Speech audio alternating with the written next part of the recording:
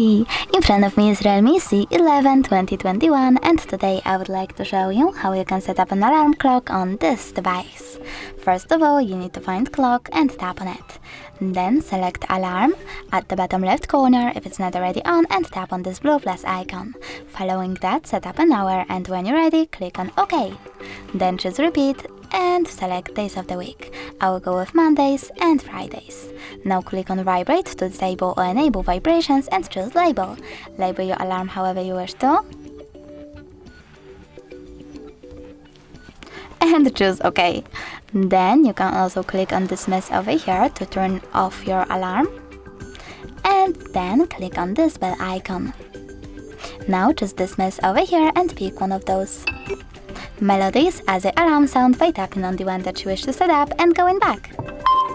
But you can also go into this ringtones options again and tap on add new. Then select music from your device by clicking on one of the sources. I will go with downloads and clicking on the song that you wish to set up. Now you need to go back as well and tap on this icon over here. As you can see, my alarm was successfully added.